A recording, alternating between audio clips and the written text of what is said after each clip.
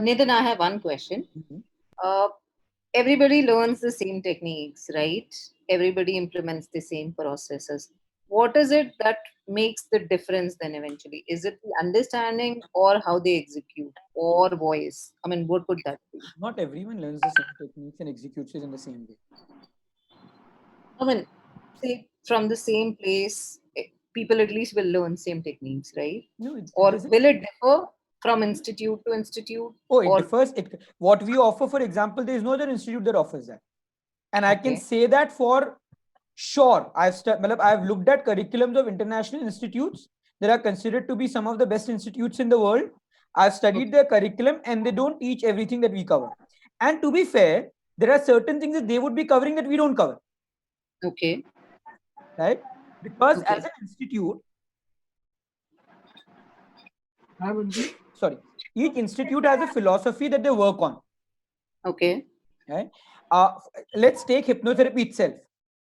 right, If you actually study the curriculum of hypnotherapy institutes in India, most right. of them focus on karma, spirituality, past life. They will talk about life between It's like lives. They will talk it's like about karmic issues, okay. right?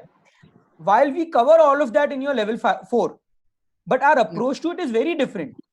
For example, today I was having an interview with someone in the morning. They were interviewing me for some series and so on. So he asked me, Nitin, do you think because you're in this field and so on, it was karma that you got into this field? Okay.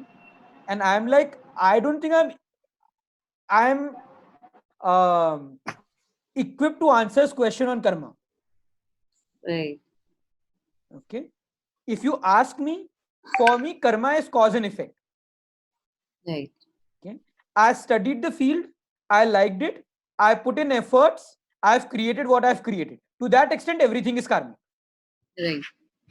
But if you're going to tell me आपके कोई पिछले जन्म का कर्म था क्या जिसकी वजह से आप थेरेपिस्ट बने हो, भैया पता नहीं.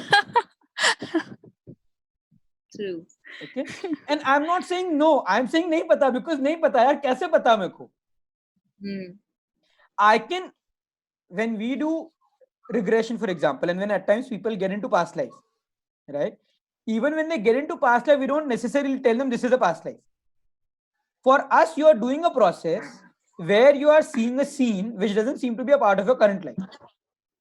You are Hmm. getting an answer that is helping you resolve the problem. That's all I care. Whether that's a past life, that's a metaphorical life, that's your dream, did your mind create a figment of imagination so that it can give you an answer?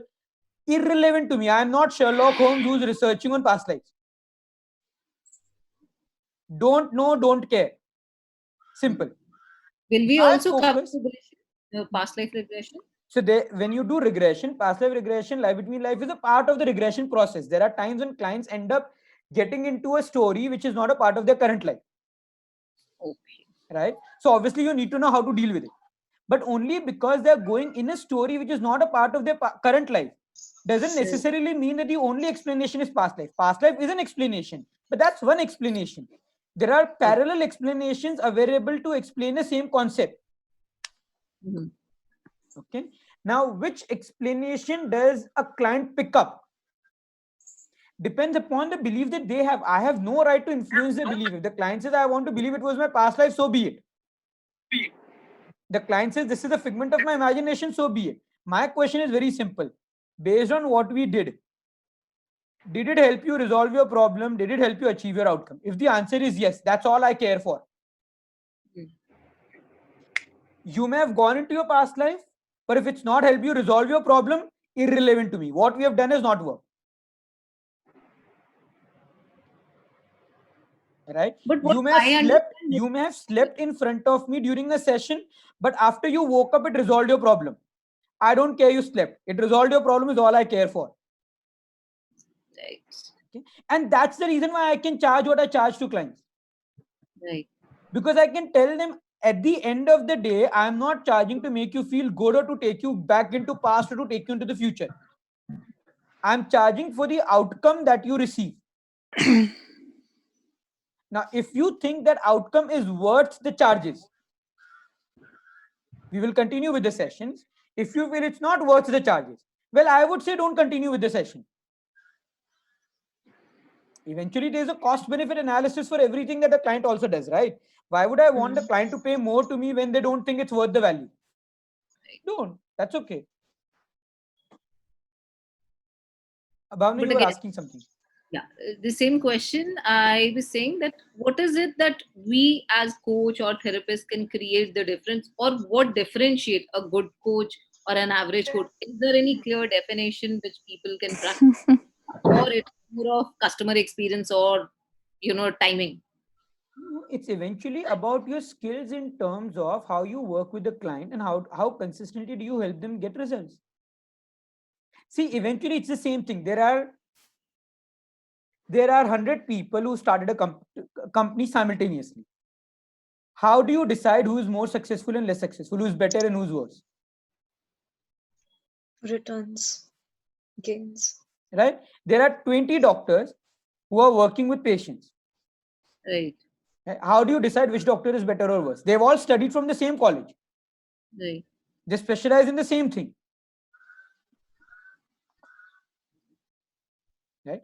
It's eventually what consistency do you help people get results? It's more like how focused you are and how involved you are with your clients. It depends on how. Okay, so it depends on one, whether you know how to keep your mouth shut. Okay. As a therapist, that's a very important skill. Second, to realize eventually it's the client's life. Right. The client decides where they are, the client decides where they want to be, the client decides how they can go from A to B. Your work is to help them do that A to B. The problem that therapists face is they work the other way around. Many a times I have seen a lot of therapists tell me, पर हमको client को बताना पड़ेगा ना वो उनकी life में अभी क्या हो रहा है, उनको क्या achieve करना चाहिए, and we also help them understand what they need to do. पर वो करेंगे कि नहीं करेंगे तो उनके ऊपर है. अगर क्लाइंट कर सकता होता तो आपके पास आता क्यों? Correct. Your work is not to tell the client what needs to be done. Your work is to help the client do what needs to be done. And sadly, that's a skill that therapists don't learn. Coaches, to be fair to them, act as classical coaches, act as teachers who give homework to their clients and they ensure that the client sticks to their homework. So at least, even if they don't have the tools, Right. they are playing the role of a teacher effectively enough to ensure कि client बेचारा डर के homework कर लेता है कि नहीं यार जाके बताना पड़ेगा तो कुछ तो पैसे दिए हैं. This is also the reason why a lot of coaches will charge for the entire session in advance. जब तो पैसे दे दिए वापस तो आओगे ही सही, और हर हफ्ते अगर वापस आओगे तो कितनी बार बोलोगे ना मैंने नहीं किया, शर्म के मारे करने लगोगे. Right?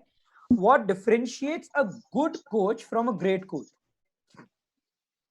is the client doing what they need to do because they need to report to you, or they're reporting to you because they know they're enjoying the process and they're doing what needs to be done.